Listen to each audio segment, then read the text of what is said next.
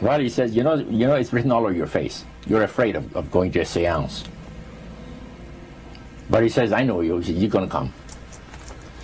And then he started to tell me how brave I was when I was aboard ship, you know, different things. He says, you're not the same man, you're changed. You're chicken. That's all I needed to hear. I said, when do we go to a seance? So one Saturday evening, we were in the place. It was the first time. Very beautiful place. The medium was a lady. She had a gorgeous new home in Montreal. And there were about 20 invited guests there, which I was one of them. And she communicated with the spirits for different people there. And they were telling them what the spirit said. One man said, I would like to talk to my friend that died 6 months ago. But I don't want him to appear. Just want to talk to him. Because he says, I don't trust you talking to my friend for me. So the medium says, let me inquire of the spirit. Yeah, the spirit will talk with you. And that big masculine voice was heard in the place. It says, hi Frank. It's nice of you to ask for me to talk with you. And they had a little chat.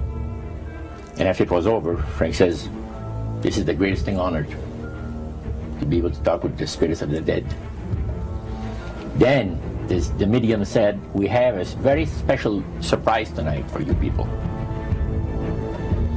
A spirit will manifest itself openly here in a few minutes.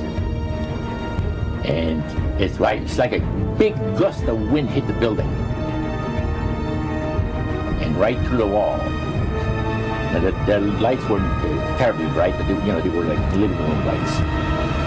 A couple of floor lamps and maybe some of these. And that translucent being seemed to come right out of the wall. How did you feel right at that moment? It's almost like my heart stopped a little bit. You know, very weird feeling. So it was a lady in a beautiful evening gown, floorling. And she said to Mary, my dear sister, you are so wonderful to have asked for me. And Mary fainted and fell right off her chair on the floor. And a couple of guys jumped up and picked her up, and spirit gone. And that was the beginning of it. That's how you got into it. Yeah, that's the way I got into it. After a while, you see, there's something interesting about the human mind. You can adjust an awful lot of stuff. You can adjust to a lot of things that would terrify you to begin with. After a while, they become common and ordinary. So you mean contact with the supernatural can become commonplace and ordinary and doesn't bother anybody? Yeah. In other words, the more that you do it, you're not uncomfortable. That's right. It's just not an uneasy feeling. Yeah. So how did you feel about it? Then I got into a secret society that worshiped the spirits, you see. Well, how is that different from the seance, Roger? It happens that the seance are not involving in many ways. But when you get into a secret society of spirit worshippers, then, and especially when you're invited there by the direction of the higher ups in the spirit world, you never get out of there alive. And this is exactly what my friend and I were up against. We didn't know anything about it. And there was a very, very popular big band leader. Jazz musician? Band, yeah, very famous. And one night we went to one of these seances, and he was with his wife. So Roger, you're at this restaurant.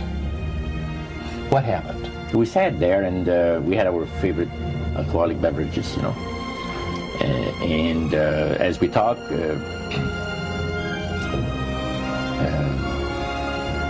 the band leader says, I want power. I go right to the source of power.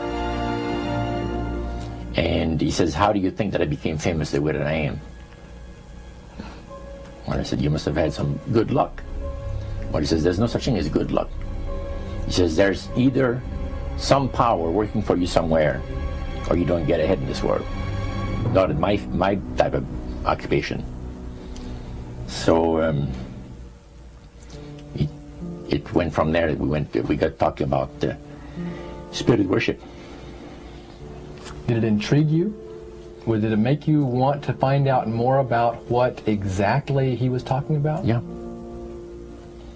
So he said the supposed spirits of the dead that you're talking with are demon spirits. They're fallen angels. They're beautiful beings. Just set it out, just like that. Oh yeah. It didn't make you uneasy when he said they were Well, just it shocked you a little bit, something that you first hear mentioned to you. He said, you guys have got a great future ahead of you. Because we've been told, the high priest of our society, secret society, has been told that the master has very special plans for you too. Now, what did he mean by the master? Satan. And we were interested to hear more about it. And he told us, he says, look, we worship spirits. We worship Lucifer and all his angels. They're just as beautiful as they did before they were cast out of heaven. He says there was a misunderstanding in the whole thing. He says among the inhabitants of the galaxies. And he says our master was misunderstood. And God did not bear with him like he does with people that make mistakes today. So we're in a warfare, good against evil. And we happen to be the evil ones, but we're not that bad. He says, I look at this business between the forces of good and evil. He says, you believe in one person believes in God, and everyone believes in Lucifer. It's like politics. So the great controversy is real. And you've heard someone talk about it that's on the other side. And to these people, they are sold to the fact that Christ will not return to this planet with power and great glory. He's going to abdicate all claims to the planet, because the high priest once said that Christ will abdicate all claims to the planet because he knows that it is lawfully and rightfully Satan's. And at that time, he says, so the priest says, well now, he says, for those of you that are new, let me tell you that this is the most feasible way, he says, to please the spirits. It's to deride Christ and his people, and his church and all that. So they sing out of Christian hymnals. They didn't sing Christian words to the hymns, however. Well, they changed a lot of them. Yeah. And not for the good. It's a form of blasphemy. Such as you see today in the rock music world. You see the entertainers, they have these crosses. The ladies got earrings, crosses. The guys got crosses. This is a form of blasphemy, a form of deriding Christ. You see. Spirits cause the people to do that, to find pleasure in wearing this type of emblem, which is the cross is the emblem of the crucifixion of Christ to the Christians. Better to reign in hell than serve in heaven, is that it? Why not? I'm here on the ground with my nose in it since the whole thing began. I've nurtured every sensation man has been inspired to have. I cared about what he wanted, and I never judged him. Why? Because I never rejected him. In spite of all his imperfections, I'm a fan of man. I'm a humanist. Maybe the last humanist. Who in their right mind, Kevin, could possibly deny the 20th century was entirely mine?